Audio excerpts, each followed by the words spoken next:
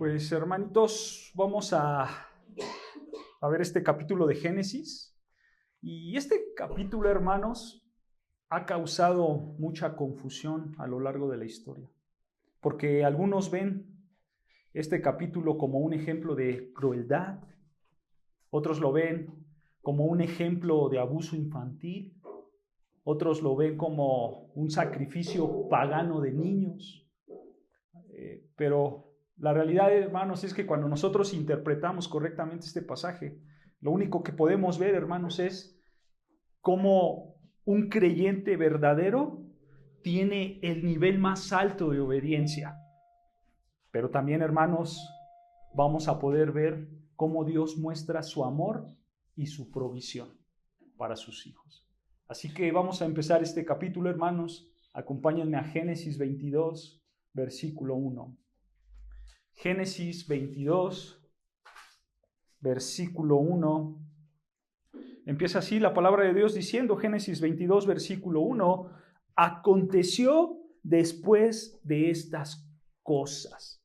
Dice el texto, después de estas cosas. ¿Qué cosas, hermanos? ¿Después de qué cosas? ¿Recuerdan lo que pasó en el capítulo 21? Nace Isaac, ¿no es cierto? Allí en el capítulo 21 nace Isaac. Ismael y Agar se van de la casa porque Sara los corre, ¿no? Y Dios lo que hace simplemente es confirmar su pacto para con Abraham y le dice, no te preocupes porque la promesa es por medio de ¿quién? De Isaac, tu único heredero, ¿no es cierto? Y entonces, hermanos, vemos al final del capítulo 21 que Abraham tiene un buen acuerdo, hace un pacto con el rey Abimelech, ¿no es cierto? Y entonces para Abraham todo es maravilla. Abraham seguramente dijo, yo ya pasé por mucho, ahora me toca descansar, vivir la vida, relajarme por los años que me quedan, porque, como dice la canción, ¿no es cierto? Por los años que me quedan, me voy a relajar porque pues yo ya estoy grande, ¿no? No sabemos, hermanos, cuánto tiempo pasó del capítulo 21 al capítulo 22. Seguramente pasaron varios años porque en el capítulo 21, ¿recuerdan cuántos años tenía Isaac? Isaac, 2 a 3 años, ¿no es cierto? Y en este capítulo, hermanos, que ya lo vamos a ver, aparentemente Isaac ya es un joven. Entonces, ya pasaron algunos años, no sabemos cuántos, pero ya pasaron algunos años. Entonces, aquí, hermanos, tenemos a un Abraham disfrutando de la vida. Todo era tranquilo para él. Su esposa Sara ya no se iba a agarrar del chongo con Agar, ¿no es cierto? Entonces, Abraham podía estar tranquilo por ese lado, su hijo tenía la promesa, todo era relajado, pero Dios tenía otros planes. Y entonces, vean qué pasó. Dice el texto que Dios, ¿qué? Probó Dios a Abraham y le dijo, Abraham, y él respondió, heme aquí, versículo 2, y dijo, toma ahora tu hijo, tu único Isaac, a quien amas, y vete a tierra de Moria y ofrécelo allí en holocausto sobre uno de los montes que yo te diré. Hermano, ¿escuchaste bien las palabras de Dios? Dios le está pidiendo a Abraham que mate a su hijo Isaac. Fíjate, hermano, el versículo 1 es el resumen de todo el capítulo. Porque dice el texto que probó Dios a Abraham. Hermanos, este es el resumen de todo lo que vamos a ver. Cómo Dios prueba a Abraham. Pero quiero que notes, hermanos, esta palabra de probó tiene la intención de ver si la obediencia a Dios está por lo más alto que tiene Abraham. Hermanos, esta palabra simplemente está mostrando la intención verdadera de Abraham. Si realmente Abraham obedece a Dios o realmente no lo va a obedecer. Y lo mismo es para nosotros, hermanos, porque Dios llega a probarnos. ¿Por qué te prueba Dios, hermanos? Para ver si tu obediencia está por encima de todo lo demás. Para eso Dios nos prueba. Aquí la pregunta, hermanos, para Abraham sería, ¿hasta qué punto está dispuesto Abraham para obedecer a Dios? ¿Hasta dónde tendría que llegar Abraham para obedecer a Dios? Porque, hermanos, la prueba es una prueba difícil. Pero quiero que notes, hermano, que Dios así actúa. Un día tú estás tranquilo en tu vida, ¿no es cierto? Un día tú dices, todo es sereno, tengo trabajo, tengo a mi familia, tengo lo que necesito, mi salud está bien. Pero los planes de Dios, ¿qué pasan? Llegan inesperadamente, ¿no es cierto? Y Dios te prueba. Así como con Abraham. Abraham, hermanos, estaba tranquilo en su vida, disfrutando la vida bella. Pero Dios llegó y lo probó. Ahora, hermanos, quiero que notes el versículo 2. ¿Qué dice el versículo 2? Dice, y dijo Dios, toma ¿qué? Ahora. Toma ahora. ¿Ahora a quién? A tu hijo. Esta palabra de ahora, hermanos, en hebreo es na. Que na, hermanos, se traduce como por favor. Por favor. Cada vez que tú veas en el Antiguo Testamento, hermanos, esta palabra de na, en el hebreo original, esta palabra de por favor, pero cuando tú la ves dirigida de Dios para las personas, siempre que la veas dirigida de Dios para las personas, siempre enseguida lo que va a hacer Dios es pedirle a esa persona algo impresionante, algo que aparentemente es irracional e inconcebible, como en este caso. Porque, hermanos, Dios le está diciendo a Abraham, Abraham, toma por favor a tu hijo. Con estas palabras, hermanos, nosotros podemos ver que Dios estaba consciente de la magnitud de la prueba que le estaba haciendo. Es como una petición de, yo sé lo que te estoy pidiendo, por favor, toma tu hijo. Esto es algo serio, ¿no es cierto? Y entonces, vean lo que le dice Dios, toma ahora o toma por favor a tu hijo, tu único Isaac, ¿a quien qué? A quien amas. Escucha, hermano, Dios no dijo, toma a tu hijo Isaac y punto. No. Dios no lo pidió así. Dios usa 3 frases importantes. Por favor, tu único y a quien amas. Estas 3 frases, hermanos, van de lo menor a lo mayor. O sea, la intención de Dios, hermanos, es añadirle fuerza a esta petición. Pero también esta petición, hermanos, nos muestra la relación cercana que tenía Abraham e Isaac. Porque, hermanos, esto está subrayando lo serio de la petición. Es tu único hijo y aparte, tú lo amas. Es una petición seria, es una petición fuerte, hermanos. Este Isaac es el único hijo de Abraham quien iba a recibir la promesa dada por Dios y aparte es tu único hijo y sabemos que tú lo amas tanto, ¿no es cierto?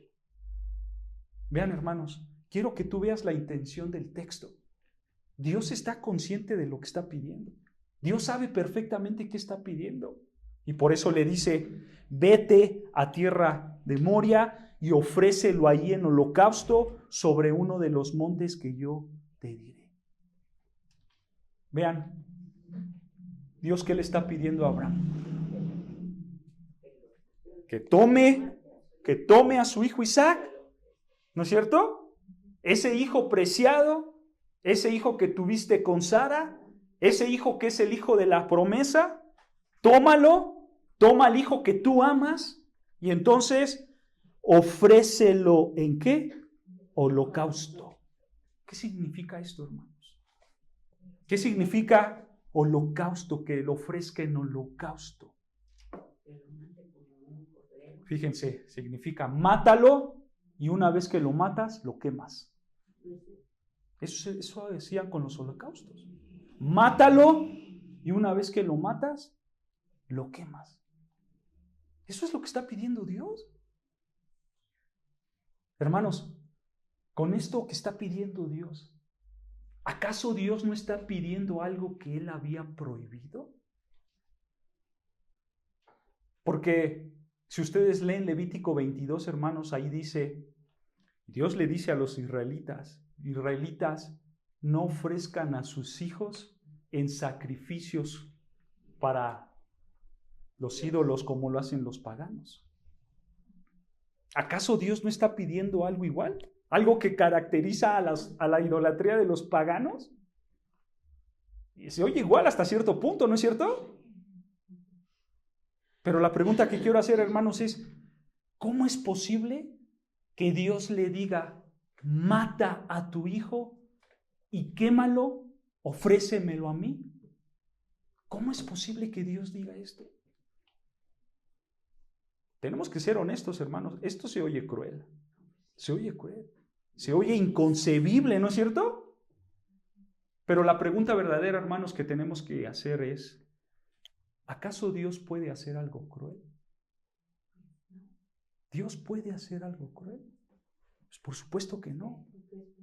Claro, porque Dios es perfecto. Y todo lo que Dios hace es que perfecto. El versículo 1 es muy claro, ¿no es cierto? Dios está haciendo esto, ¿por qué? Porque quiere probar a Abraham, ¿no es cierto?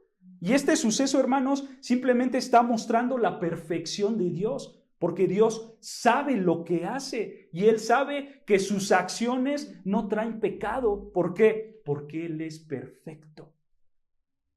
Él sabe lo que hace, hermanos. Y entonces, claro, y entonces Dios en esa perfección que tiene, Él prueba a Abraham. Pero quiero que notes, hermano, esta es una prueba de amor. Es una prueba de amor. Porque Abraham, ¿a quién ama? A su hijo. Dios se lo dijo, ¿no es cierto? A tu hijo a quien amas. ¿No es cierto? Entonces, hermanos, esta es una prueba de amor. Por eso Dios le dijo, Abraham, tómalo, mátamelo, quémalo y ofrécemelo. ¿Cuál es la prueba aquí?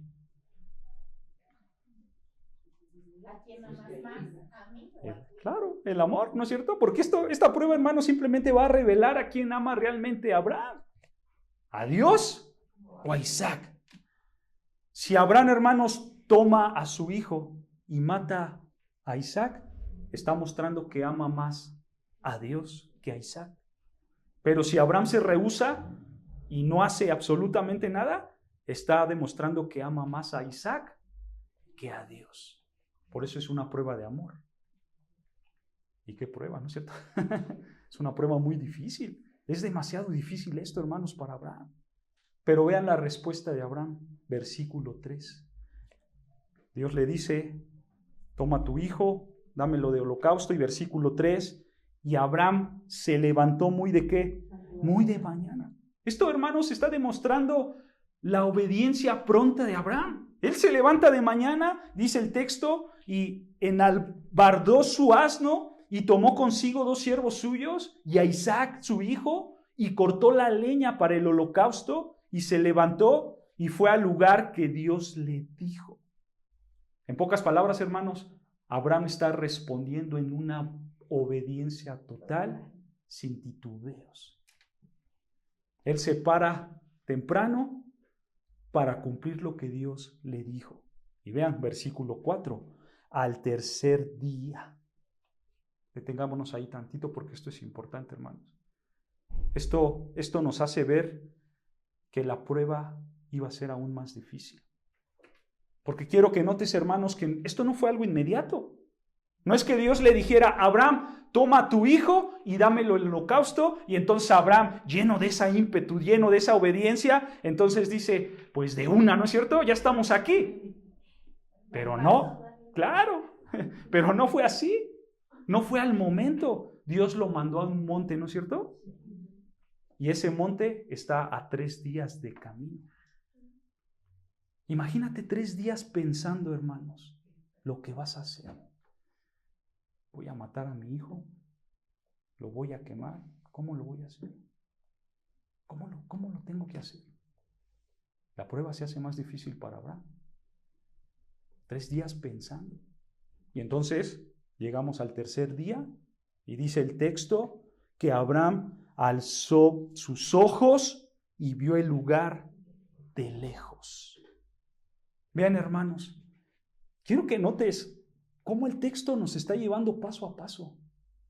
Cómo el texto nos está llevando, cómo vivió Abraham todo esto. Es como una historia de suspenso. ¿No es cierto? Porque, hermanos, la realidad es que Abraham quizás hubiera dicho, pues ya, lo agarro y lo mato y se acabó. ¿No es cierto? Pero no. El texto nos está llevando a los detalles. Hay una petición. Abraham camina 3 días. En su mente hay pensamientos difíciles porque es humano. En su corazón hay pensamientos difíciles porque es humano. Entonces Abraham llega, alza sus ojos, ve al monte donde iba a ser el sacrificio. ¿No es cierto? Y entonces versículo 5 dice, entonces dijo Abraham a sus siervos, esperad aquí con el asno, y yo y el muchacho iremos hasta allí y adoraremos y volveremos a vosotros. A ver, espérame, Abraham. ¿Quién está diciendo estas palabras? Abraham. Entonces dijo ¿quién? Abraham a sus siervos. ¿No es cierto? Abraham está hablando aquí. A ver, Abraham, ¿por qué tú dices que vas a adorar y que vas a regresar si tú sabes que vas a matar a tu hijo? ¿Por qué Abraham está diciendo esto? Tenemos que pensar en esto, ¿no es cierto? ¿Por qué Abraham dijo, voy a ir a adorar y ahorita regresamos? Eso no tenía que hacer Abraham. Él iba a matar a su hijo y iba a regresar solo. Bueno, recuerda, hermanos, que Dios en repetidas ocasiones le dijo que Isaac era el hijo de la promesa y que por medio de Isaac le iba a dar una descendencia grande.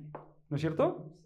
Entonces, lo que estamos viendo aquí en primer lugar, hermanos, es que Abraham está convencido de que Dios va a cumplir esa promesa. Pero alguien puede decir, ¿pero cómo Dios va a cumplir esa promesa en Isaac si Isaac ya está muerto? ¿No es cierto? La implicación sería, hermanos, que Dios tendría que resucitar a Isaac para que cumpliera esa promesa. Es más, eso pensaba Abraham. Porque Abraham va decidido a matarlo. Él quiere obedecer a Dios, ¿no es cierto? Pero aquí, hermanos, vemos que Abraham está teniendo una fe grande, una fe enorme.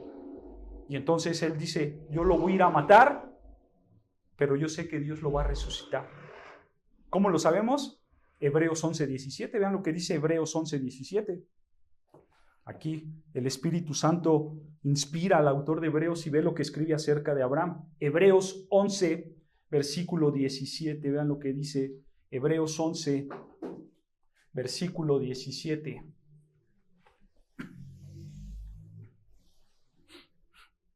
Hebreos 11, versículo 17. Dice así la palabra de Dios. Escucha. Por la fe Abraham, cuando fue probado, ofreció a Isaac, y el que había recibido las promesas ofrecía su unigénito, habiéndosele dicho, en Isaac te será llamada descendencia. Y escucha versículo 19. Pensando que Dios es poderoso, escucha, para levantar aún de entre los muertos, de donde, en sentido figurado, también le volvió a recibir. En otras palabras, hermanos, cuando nosotros vemos en Génesis 22:5 que Abraham le dice a sus siervos, vamos a ir a adorar y ahorita regresamos, en pocas palabras eso estaba reflejando la fe de Abraham. Porque en la mente de Abraham, hermanos, estaba así, yo lo voy a ir a matar, pero Dios lo va a resucitar porque Él va a cumplir su promesa. ¿Qué ejemplo de fe? ¿Qué ejemplo de fe? Porque, hermanos, esta no es una situación nada fácil para Abraham. Porque la realidad, hermanos, es que cuando nosotros nos enfrentamos en una prueba del tipo que sea, nosotros necesitamos imitar la fe de Abraham. Nosotros necesitamos, hermanos, recordar que Dios tiene el poder para cumplir su palabra en tu vida. Hermano, ¿te falta trabajo? ¿Qué dice Dios? Busca primeramente el reino de Dios y su justicia, y todas las cosas que necesites, Dios te las va a dar por añadidura. Mateo 6:33, ¿no es cierto? Quizás tú estés en esta situación y quizás estas palabras para ti no tienen sentido porque la estás pasando muy duro, pero eso es lo que Dios dice en su palabra. Y entonces tú tienes que tener fe en que Dios cumple sus promesas para ti, así como las cumplió para con Abraham. Y así como Abraham produjo fe, tú tienes que imitar la fe de Abraham. Porque, ¿cómo pensaba Abraham, hermanos? Dios me prometió una descendencia por medio de Isaac. Ahora me dice que lo mate, lo voy a hacer. Y la única manera de que Dios cumpla su palabra es que resucita a Isaac. Porque muerto ya no me sirve de nada. Pero Dios, todo lo que dice, lo cumple. Así que vamos al monte, Isaac. Vamos al monte. Esa es una fe, hermanos. Esa es una fe grande. Y esa misma fe tú la tienes que tener. Pero ¿sabes algo importante, hermano? Esta fe tú no la vas a producir si no conoces la palabra de Dios. Abraham conocía su promesa, ¿no es cierto? Por eso pudo tener ese tipo de fe. Yo quiero preguntarte, hermano, ¿tú como iglesia de Cristo conoces tus promesas? Porque si no las conoces, estás en un gran problema, ¿eh? Y necesitas estudiar las Escrituras. Porque, hermano, ¿cómo vas a tener fe si no conoces lo que Dios te ha prometido? ¿Cómo vas a producir esa fe? Es imposible, ¿no es cierto? Es más, fíjense, hermano, hay alrededor, dicen los estudiosos, que en toda la Biblia hay alrededor de 7,000 promesas. Obviamente no todas son de nosotros, algunas son para el pueblo de Israel, otras son para personas específicas, ¿ok? Pero, hermanos, no me voy a ir muy lejos, me voy a ir cortito, ¿ok? Para ti como iglesia, en las Escrituras, sí o sí puedes encontrar 15 promesas. ¿Me puedes decir por lo menos 15 promesas que Dios tiene para ti? Ya ven que deben de estudiar las Escrituras. Deben estudiar las Escrituras, hermanos. Tienen que comprometerse con la palabra de Dios. Si quieren que su fe sea fortalecida. Si quieren que su fe sea grande como la de Abraham. ¿Se dan cuenta? ¿Por qué siempre les decimos estudien las Escrituras? Lean la palabra de Dios.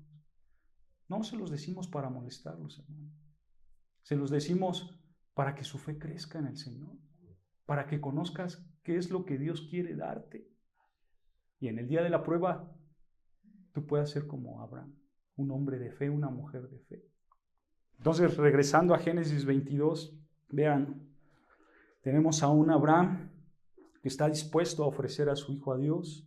Abraham llega a ese monte y le dice a sus siervos ahí en el versículo 5, entonces dijo Abraham a sus siervos, esperad aquí con el asno y yo y el muchacho iremos hasta allí. ¿Y qué? Y adoraremos.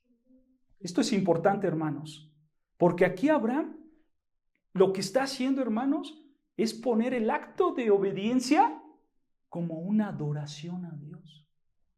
¿No es cierto? Porque Dios le dijo, ve y sacrifica a tu hijo. Entonces, ¿qué tenía que hacer Abraham? Obedecer. Ese acto de obediencia, ahora Abraham está diciendo que es una ¿qué? Adoración.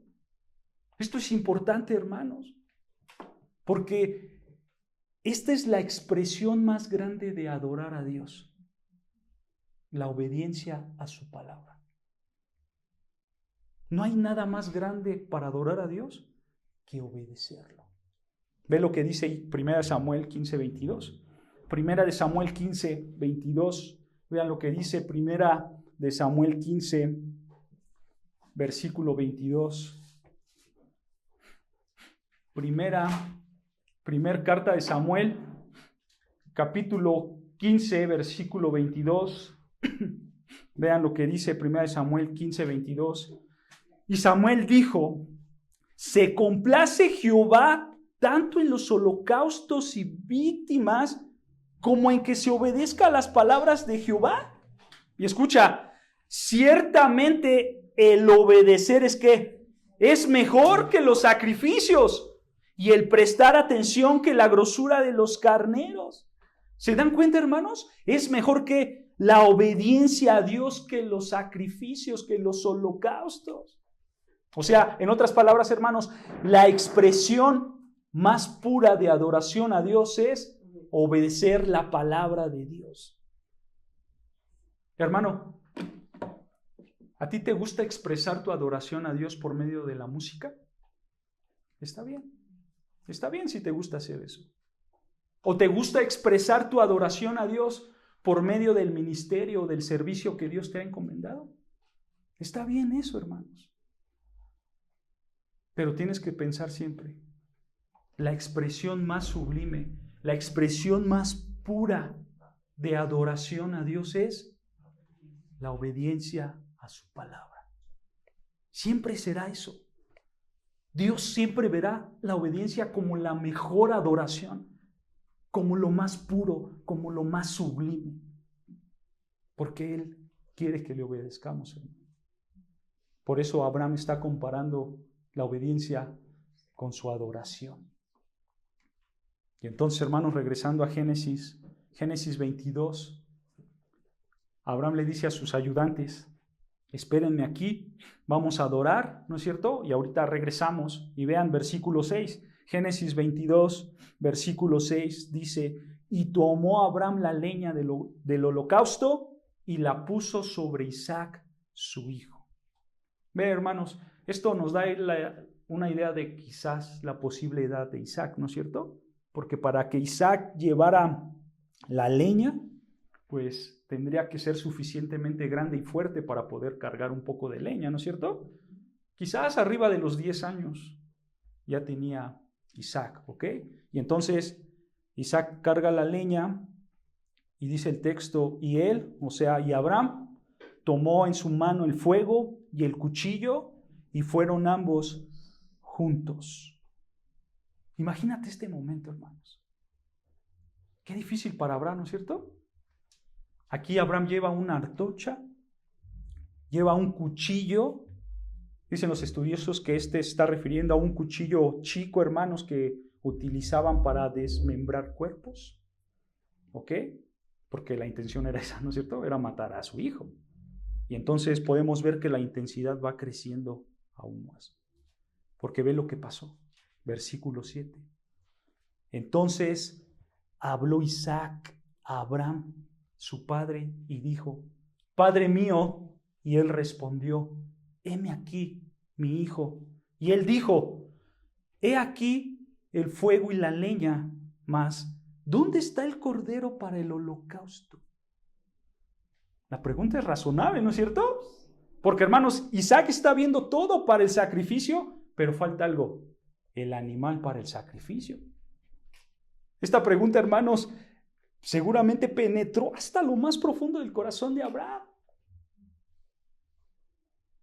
Todo padre, hermanos, en algún momento de sus vidas tiene que responder preguntas difíciles de sus hijos. Como por ejemplo, ¿por qué Dios no le dio papás a los niños de la calle? ¿O por qué mi mamá se enfermó? ¿O por qué mi hermano murió? ¿O por qué yo tengo una enfermedad que me va a matar?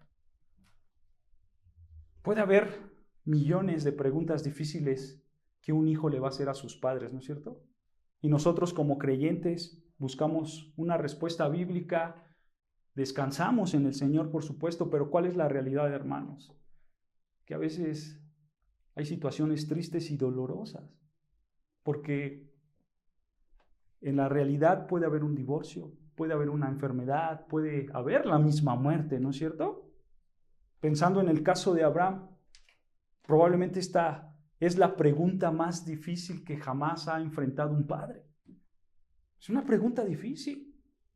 Papá, veo todo para el sacrificio, pero no veo el animal. ¿Dónde está?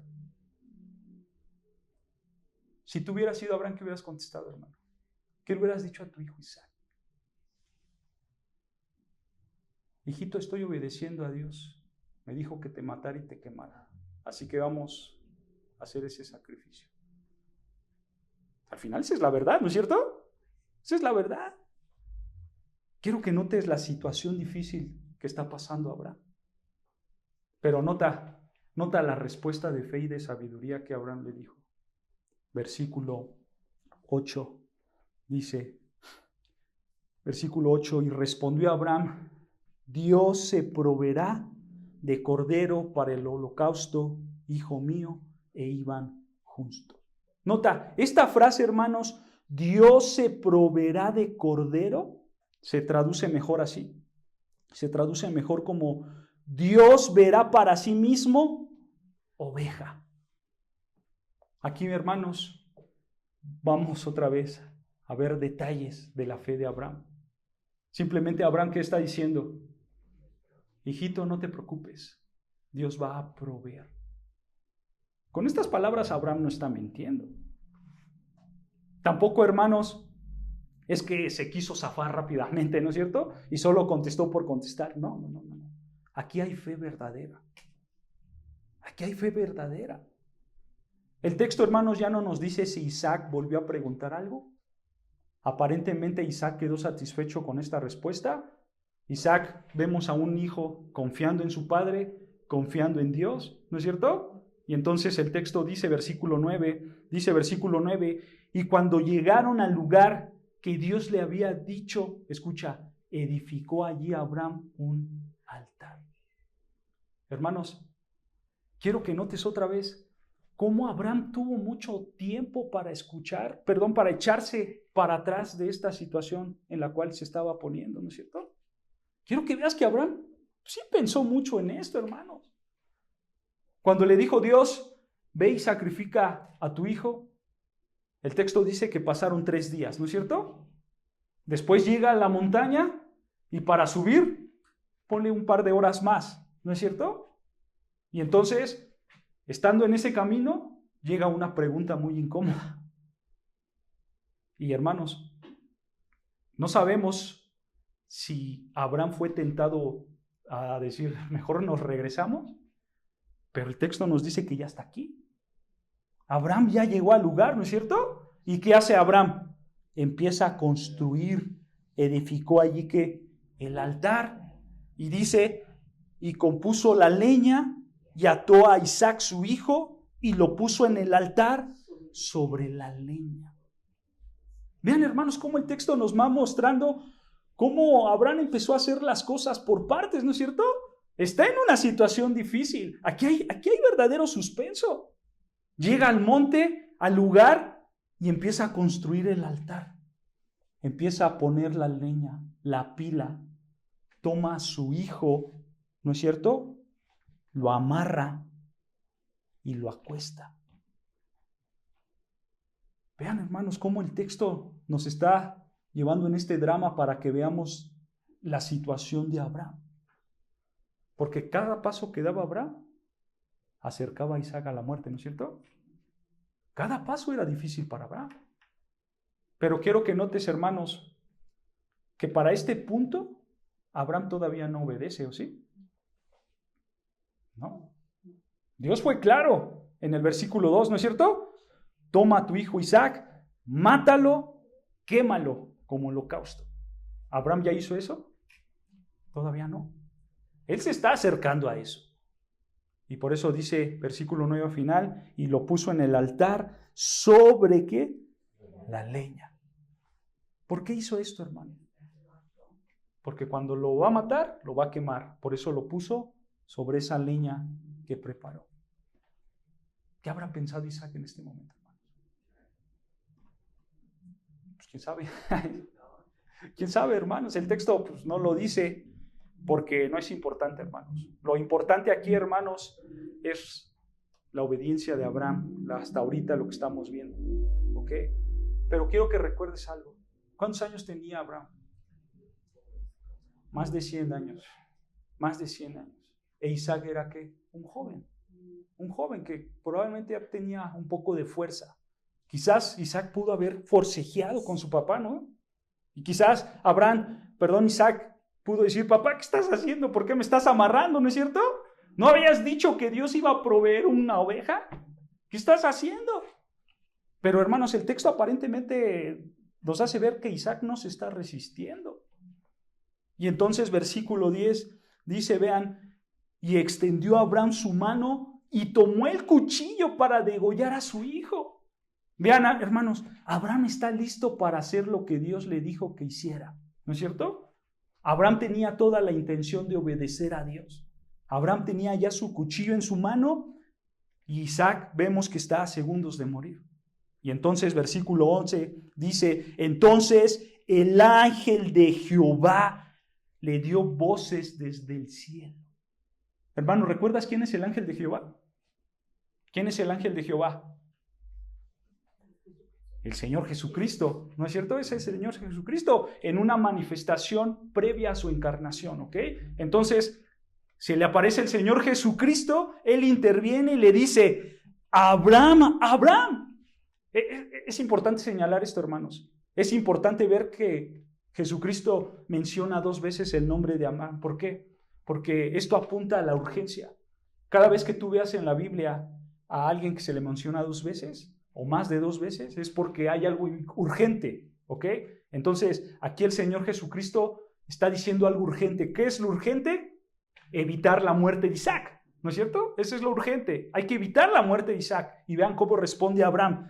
Y Abraham respondió, heme aquí, y dijo, no extiendas tu mano sobre el muchacho, ni le hagas nada, porque yo conozco que temes a Dios, por cuanto no me rehusaste tu hijo, tu único. Hermanos, ¿acaso Dios no sabía que Abraham era temeroso de Dios? ¿Acaso a Dios le faltaba información? Claro que no, porque Él conoce los corazones de todas las personas, ¿no es cierto? Pero hermanos, hay varias razones del por qué Dios dejó que llegáramos a esta situación. Una de esas razones, hermanos, es que Dios usaría esta prueba como una demostración de fe para todos los creyentes de la historia. Por eso Dios lo permitió, para que viéramos que se puede tener este tipo de fe. Vemos esta historia como un ejemplo a seguir, ¿ok? Pero también Dios, hermanos, usó esta prueba para reafirmar el pacto que iba a hacer con Abraham.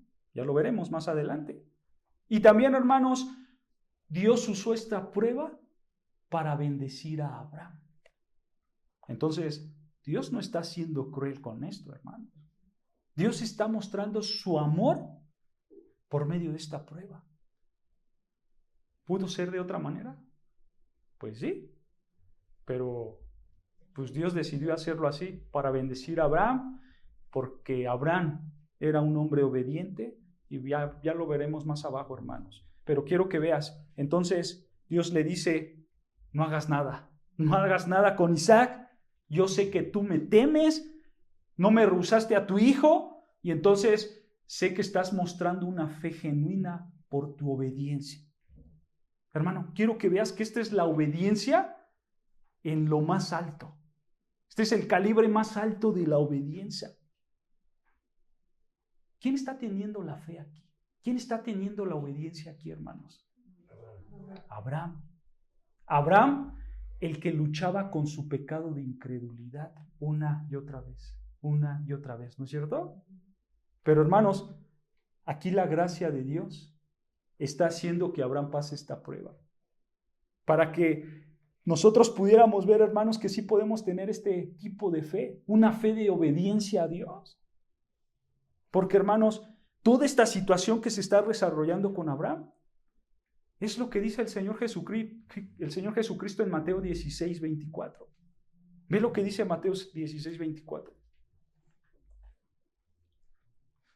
Mateo 16, versículo 24. Vean lo que dice el Señor Jesucristo.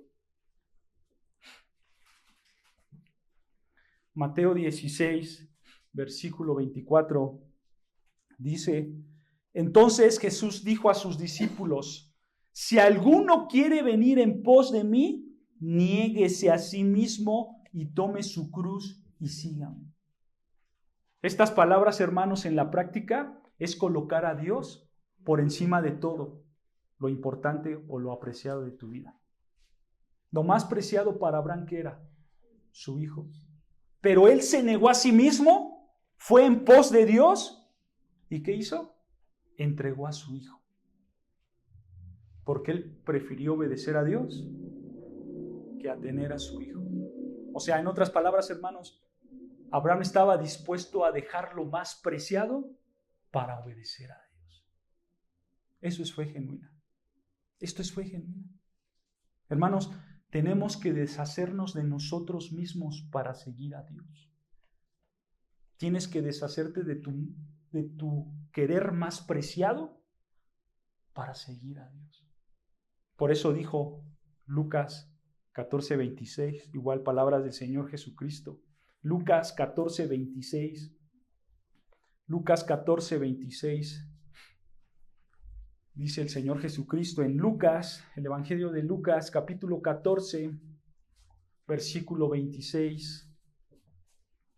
Dice: si alguno viene a mí y no aborrece a su padre y madre y mujer e hijos y hermanos y hermanas, y aún también su propia vida, no puede ser mi discípulo. Aquí está. Comparativamente, hermano, tu amor y tu devoción a Dios tiene que estar por encima de cualquier interés personal. Tiene que estar por encima. ¿Te das cuenta, hermanos, que Abraham está ejemplificando estos dos versículos? Abraham está haciendo el ejemplo de esto, hermanos. ¿Por qué? Porque Abraham tiene una fe genuina. Él está dispuesto a dejar lo más preciado para agradar a Dios. Eso es fe, hermanos. Quiero que atesores esto, hermanos, y pon mucha atención. La fe genuina coloca a Dios por encima de cualquier deseo personal. La fe genuina coloca a Dios por encima de cualquier deseo personal. ¿Ahora estamos diciendo que va a ser fácil? No. No va a ser fácil. Para Abraham no fue fácil. Pero, hermanos, Dios te va a dar la gracia. Dios te va a dar la capacidad para que tú lo obedezcas. Ve lo que dice 1 Corintios 10:13. 1 Corintios 10, versículo 13. 1 Corintios capítulo 10, versículo 13.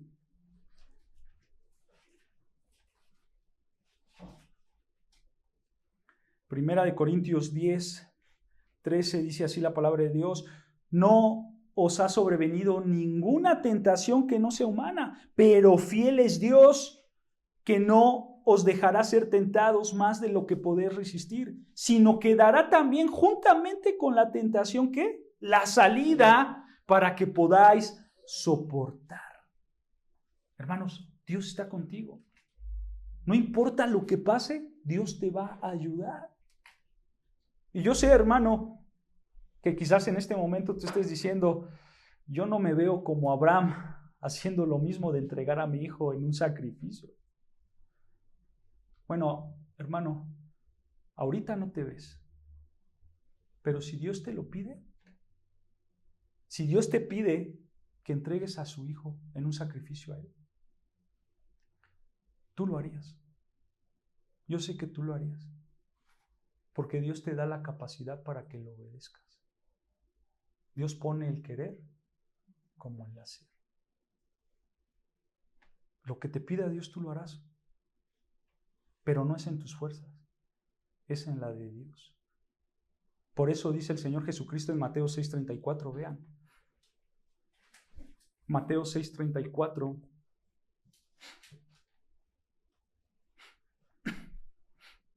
Mateo 6:34. Dice así el Evangelio de Mateo. Mateo capítulo 6, versículo 34 dice: así que no os afanéis por el día de mañana, porque el día de mañana traerá su afán. Basta a cada día su propio mal. Hermanos, Dios te dará la gracia en el momento que la necesites. Así que, hermano, tú no te preocupes por lo que pueda pasar o por lo que no pueda pasar. En la hora de la hora, Dios estará contigo. Dios estará contigo y no importa lo que pase, hermanos. Por eso dice el Señor, no te afanes. Deja que las cosas pasen. Cuando pase, ten la conciencia de que Dios estará contigo, porque Él es ¿qué? Fiel. Fiel es Dios. ¿Se dan cuenta? Es una bendición para nosotros, hermanos. Entonces, regresando a Génesis 22:13, vean Génesis 22:13. Estamos a punto de que Abraham mataba a su hijo, se le apareció el Señor Jesucristo y le dijo, detente, no lo hagas, yo sé que me temes, yo sé que eres obediente a mí, ¿no es cierto? Y entonces dice Génesis 22, versículo 13, entonces alzó Abraham sus ojos y miró, y he aquí en sus espaldas un carnero trabado en la zarzal por sus cuernos, y fue Abraham y tomó el carnero y lo ofreció en holocausto en lugar de su hijo. Quiero que notes, hermanos, cómo Dios empieza a tener el control de todas las cosas, ¿no es cierto? Un control que es sobrenatural. De repente se apareció ahí el animal y estaba listo este animal para ser ofrecido en el lugar de ¿quién? De Isaac. Esto, hermanos, simplemente nos está mostrando el beneficio de la muerte sustitutiva. En teología así se le conoce, la muerte sustitutiva. Y este beneficio, hermanos, también nosotros lo tuvimos como creyentes. Porque nosotros, hermanos, somos pecadores, ¿no es cierto? Nosotros tendríamos que morir por causa de nuestro pecado. Pero alguien murió por nosotros. ¿Quién? Señor Jesucristo. Él murió en nuestro lugar. Lo mismo que le pasó a Isaac. Alguien murió por él, ¿no es cierto? Hubo una muerte sustitutiva. Cristo murió por nosotros. Y debemos de darle gracias a Dios por eso. Teníamos que morir, pero Él dio su vida por cada uno de nosotros. Y por eso, versículo 14, vean, dice, y llamó a Abraham el nombre de aquel lugar, Jehová que proveerá. Por tanto se dice hoy, en el monte de Jehová será provisto. Este verso, hermanos, nos hace ver lo más sobresaliente de esta historia. Lo más sobresaliente de esta historia, hermanos, no es la obediencia de Abraham. ¿Sabes qué es? La provisión de Dios. Es la provisión de Dios. Y así pasa contigo siempre, hermano. Dentro de la prueba y fuera de la prueba, ya lo leímos en Corintios, Dios es fiel. ¿No es cierto? Dios, hermanos, no te dará más de lo que no puedas soportar. Y aparte, si Dios te hizo meterte ahí, Dios también te dará la salida. ¿Por qué? Porque Dios proveerá. Dios proveerá lo que necesites en el momento preciso, estés dentro o fuera de la prueba, hermanos. Tú solamente tienes una responsabilidad. ¿Cuál es? La misma que Abraham. Ser obediente a Dios, pero ser obediente a su palabra. A su palabra. Y vean, versículo 15 dice, versículo 15, y llamó el ángel de Jehová a Abraham por segunda vez desde el cielo y dijo, por mí mismo he jurado, dice Jehová, que por cuanto has hecho esto y no me has rehusado tu hijo, tu único hijo, escucha, de cierto que te bendeciré. Ahí está la bendición de Dios para Abraham, ¿no es cierto? Y escucha, y multiplicaré tu descendencia. Aquí está la reafirmación de ese pacto, ¿no es cierto? Dice que multiplicaré tu descendencia como las estrellas del cielo y como la arena que está a la orilla del mar, y tu descendencia poseerá las puertas de sus enemigos. En tus simientes serán benditas todas las naciones de la tierra por cuanto obedeciste a mi voz. Vean, hermanos, aquí está la bendición para Abraham y la reafirmación del pacto abrámico. Y versículo 19, y volvió Abraham a sus siervos y se levantaron y se fueron juntos a Berseba, y habitó Abraham en Berseba. Nota, hermanos, aquí el texto solo habla de Abraham, ¿no es cierto? ¿Y qué pasó con Isaac? Pues Isaac está ahí seguro. No se menciona a Isaac, pero sabemos que Isaac no murió, hermanos, porque si sigues estudiando los siguientes capítulos, ahí sigue Isaac.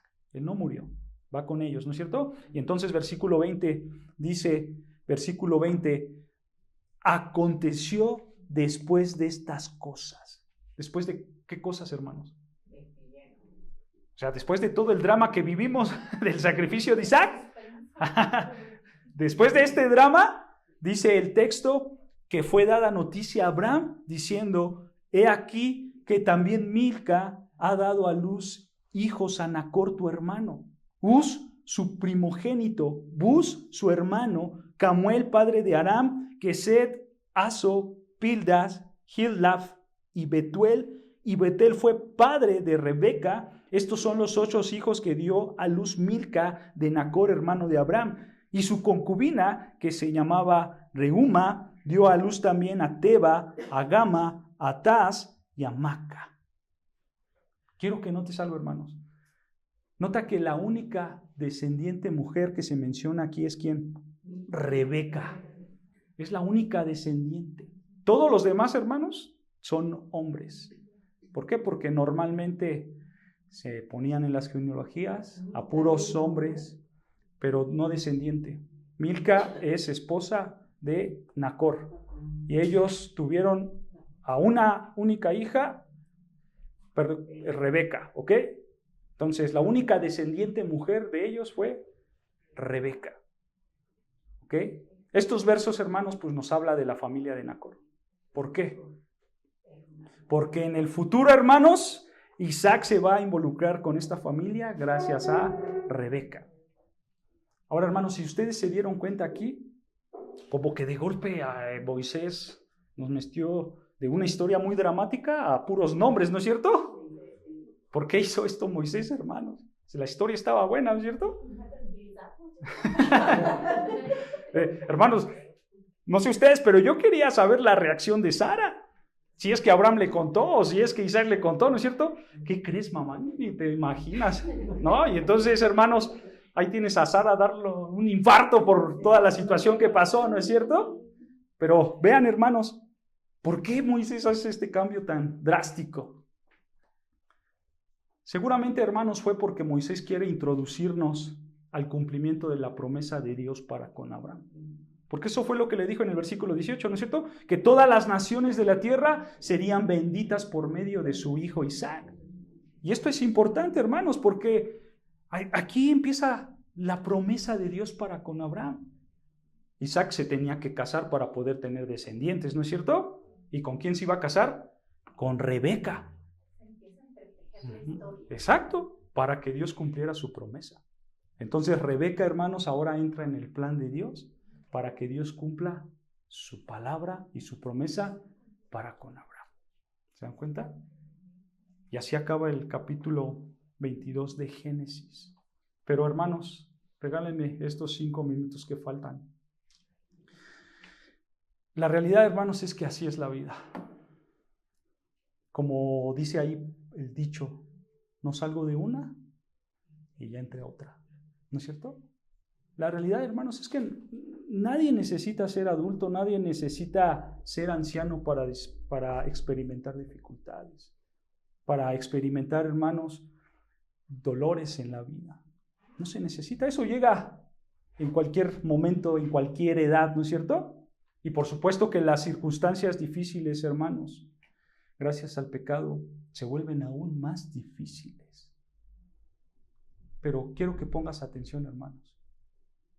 Las pruebas son una cosa y las dificultades en tu vida son otras cosas muy distintas. Una tentación no es una prueba. Una dificultad no es una prueba. La tentación y la dificultad es gracias al pecado. Pero la prueba, ¿quién la pone? Dios. Es Dios el que pone las pruebas. Entonces yo quiero preguntar, hermanos, ¿yo cómo debo de enfrentar las pruebas en mi vida? Las pruebas que me pone Dios, ¿cómo las tengo que enfrentar? Vean lo que dice Santiago 1:2, ahí nos dice la respuesta. Santiago 1, versículo 2 nos da la respuesta Y vamos a analizar rápidamente este versículo, hermanos, para ver cómo tenemos que responder en frente de las pruebas. Santiago capítulo 1, versículo 2 dice: hermanos míos, tened por sumo gozo cuando os halléis en diversas pruebas. Esto puede sonar contradictorio, ¿no es cierto? A ver, espérame, Santiago, ¿cómo que voy a tener gozo cuando estoy sufriendo dentro de una prueba? Puede sonar contradictorio, ¿no es cierto? Pero hermanos, esta acción es una acción sobrenatural en la vida del creyente. Santiago no está diciendo estas palabras porque él se cree el supercristiano, él se cree el más fuerte. Y entonces yo, Santiago, paso todas las pruebas y tengo gozo. No, hermanos. ¿Quién está inspirando a Santiago para escribir estas palabras? El Espíritu Santo, Dios mismo, ¿no es cierto? Entonces, hermanos, nosotros tenemos que comprender estas palabras que Dios mismo está inspirando. ¿Y cómo empieza diciendo Santiago? Hermanos, ¿qué? Míos. O sea, Santiago se está refiriendo ¿a quién? A creyentes únicamente. Estas son palabras para creyentes, no son palabras para incrédulos. Son palabras para hombres y mujeres que han decidido seguir a Cristo. Y entonces Santiago les dice: hermanos míos, ¿qué? Tened. Esta palabra es importante, porque tened, hermanos, es un imperativo.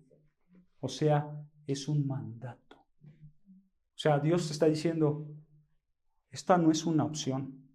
Este no es un consejo. Lo que tienes que hacer por mandato de Dios es que tener por sumo gozo. O sea, el mandato de Dios, hermanos, es que tú tengas un sumo gozo. Esta expresión, hermanos, de sumo gozo, literalmente se traduce como todo gozo. Que tú tengas un gozo total en todo momento, en todo lugar. Sí. Pleno, exacto. ¿Ok? Pero hermanos, aquí no se está refiriendo a que el cristiano entonces tiene que ser masoquista, porque le gusta el sufrimiento y entonces debe de disfrutar el dolor y tiene que estar gozoso. No. No se refiere a eso, hermanos. Esto se refiere, hermanos, a que las pruebas te tienen que llevar a que tú experimentes un gozo total. Eso es lo que se está refiriendo. La prueba que te toque te tiene que llevar a que experimentes un gozo. Aún en medio de ese dolor, aún en medio de esa tristeza, aún en medio de ese sufrimiento, tú tienes que estar gozoso. Pero recuerda, hermano, esto es algo sobrenatural. Esto lo produce Dios en tu vida. Porque, hermanos, Dios por medio del Espíritu Santo, en medio de la prueba, Él va a quitar la tristeza. Él va a quitar el dolor. Y entonces Él va a darnos, ¿qué? Gozo. El cual llenará todos nuestros corazones de una manera total y plena. Entonces, hermanos, tú debes de tener un puro gozo, un gozo total. Y nota que continúa diciendo Santiago: hermanos míos, tener por sumo gozo, dice, cuando os halléis ¿en qué? En diversas pruebas. Nota, dice Santiago, cuando os halléis.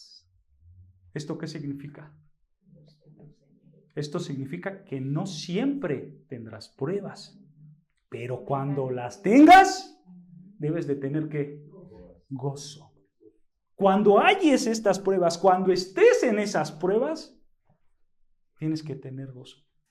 Hermanos, date cuenta, esto está reflejando una continuidad, ¿no es cierto? O sea, tú vas a estar gozoso no antes de la prueba, no después de la prueba, sino ¿dónde? En la prueba, en medio de la prueba. ¿Se dan cuenta, hermanos? Ahora nota, esta palabra, hermanos, que utiliza Santiago, halléis, en griego es peripipto, que se traduce mejor como caer en. Así se traduce. Caer en. O sea, la idea, hermanos, es que cuando tú caes en algo de manera inesperada. Esa es la idea. Cuando tú caes de manera inesperada, tú no lo ves venir, te toma por sorpresa. O sea, lo que está diciendo Santiago, hermanos, es que las pruebas son repentinas e inesperadas. No sabes cuándo van a llegar. Un accidente. ¿Sí? ¿Ok? Y entonces, hermanos, tú estás delante de la prueba, que quizás esa prueba es fuerte y te parezca una prueba cruel como la de Abraham, de matar a tu hijo. Y entonces, para en ese momento, tú puedes decir, Dios, esta prueba es irracional, esta prueba es cruel. Pero recuerda esto, hermanos. Recuerda que toda prueba es una expresión del amor de Dios. Es una expresión de la sabiduría de Dios. Como le pasó a Abraham. Entonces, hermanos, cuando tú te halles, aunque sea la prueba más difícil, tú debes de tener que gozo. Porque Dios usa las pruebas para fortalecer tu fe, para que tú crezcas espiritualmente hablando. Y obviamente, hermanos, aunque tú seas creyente, el gozo pues no te va a llegar nada más, porque sí, no, tu carne, tu humanidad, hermanos, tú vas a sentir tristeza, tú vas a sentir dolor, pero en tu mente, en tu corazón, en tus pensamientos, en tus anhelos, tiene que estar saturado de la palabra de Dios para que tú puedas tomar la decisión de creer en Dios, de confiar en sus palabras, de confiar en sus promesas. Y enseguida eso te va a traer ¿qué? Gozo, porque ya empiezas a confiar en Dios, no en ti y en cómo resuelvo esta situación, no en esa situación que me está comiendo, sino ya empiezo a confiar en ¿quién? En Dios. Si esa prueba llega de manera inesperada, yo voy a tener gozo, porque confío en las promesas de Dios, confío en la palabra de Dios. Ahora, nota cómo son las pruebas. ¿Cómo son las pruebas? Dice el texto, hermanos míos, tened por sumo gozo cuando os halléis ¿en qué? En diversas pruebas. ¿Cómo son las pruebas? Diversas. En griego, poikilos. Poikilos, hermanos, se traduce como muchos colores. Esa es una traducción literal. Las pruebas son de muchos colores. O sea, la idea, hermanos, es que las pruebas son multicolor, son variadas, son diversas. Entonces, hermanos, aunque estas pruebas sean variadas, sean diversas, yo como creyente, ¿cómo debo de actuar? Con gozo. ¿Sabes? ¿Lo entendieron perfectamente? Con gozo, sabiendo que Dios está ahí. Tenemos que saber, hermanos, que Dios está ahí para ayudarnos, ¿no es cierto? Quiero que notes, hermano, Dios no solamente salva. Dios no solamente quiere darnos una salvación. Dios también quiere santificarnos. Y Dios en esa sabiduría perfecta, Él ha determinado pruebas para cada uno de nosotros. Y en el tiempo, en el momento preciso, cuando llegue esa prueba, hay que pensar adecuadamente según la palabra de Dios. ¿Para qué? Para recordar que Dios proveerá. Dios proveerá la salida y entonces yo voy a enfrentar cualquier tipo de prueba, como lo hizo Abraham, y Dios me dará la capacidad para salir de esa prueba y eso me producirá gozo. La reacción natural del humano, ¿cuál es? ¿Por qué me pasó esto? ¿No es cierto? ¿Cuándo va a durar esto, Dios? Es muy difícil esto para mí. Y podemos dar 1000 cosas, ¿no es cierto? Porque esa es una actitud humana, es una actitud natural. Pero nosotros, hermanos, nosotros tenemos que pensar de acuerdo a qué? A las Escrituras, de acuerdo a la palabra de Dios. ¿Por qué pasó esto, Señor? No lo sé, pero tú estás en control. Tú sabes y todas las cosas que haces, las haces para mi bien. Y entonces te metes a la prueba del Señor. Las pruebas existen, pero existen para hacernos a la imagen de Cristo, hermanos. Y Dios, hermanos, nos ha equipado para soportar cualquier tipo de pruebas. Ante la situación más trágica que tengas, Él te dará gozo si tú piensas de acuerdo a la palabra de Dios. ¿Por qué? Porque Dios es bueno. Dios quiere que tú crezcas espiritualmente.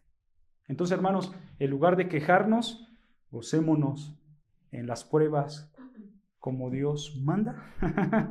¿No? Porque es una orden, ya lo vimos, ¿no es cierto? Tened es una orden. Dios te ordena, ten gozo en medio de la prueba, sabiendo que esa prueba es un plan de Dios para nuestras vidas. Así que confiemos en Dios, sabiendo que Él proveerá la salida en el momento oportuno.